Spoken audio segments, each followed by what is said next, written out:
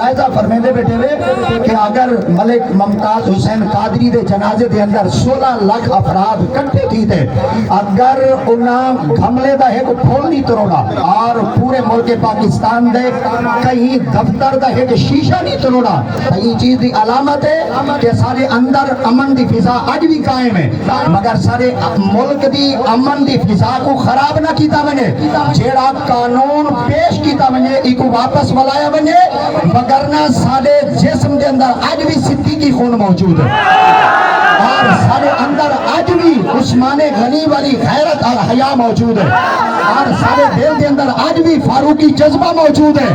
अगर बल सारे जज्बात को उभारा बने तो शायद के इतना आखिरी तवेसी कि जरा ई वक्त तारे सामने कलाम खड़ा करे दे तो ईदे अंदर आज भी हैदर करार का खून मौजूद है।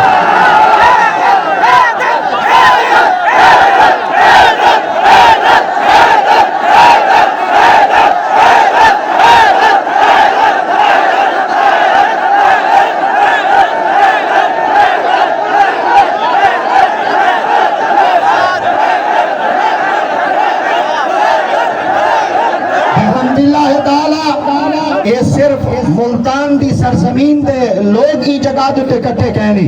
अगर थोड़ा जिया नजर को वसी कीता बने तब गिरदो पेश दे अंदर जितने अहबाब गैरत रखन वाले अहबाब रोडा दे दे दे हैं, शायद के शाबों शर्मिंदगी का भी एहसास थे कि जिस वक्त असा नमाज के अंदर दाखिल थी ने तो वेले असा अपने नबी दी जाते पाक उते सलाम पढ़ते हैं। अगर इयो कुरान उते हर्फ आ बने और कुरान उते तनकीद आ बने और एक ऐसे शख्स को इजाजत दे दी थी बने कि ताको भी इन चीज की इजाजत है कि तुसा अपने अकायद के मुताबिक तुसा भी अपनी किताबों को छपा के पेश की दवाई सकते, शायद के रोडों दे गिरदो पेश इनवाडू खड़े हुए अगर गैरतमंद मुसलमान आई तो वो कल्ब दिल मन इजाजत न देता है कि वो अपने कारोबार को अहमियत दे बेहा, अगर वो अहमियत दे बेहा तो मोहम्मद की गैरत बस अहमियत दे बेहा,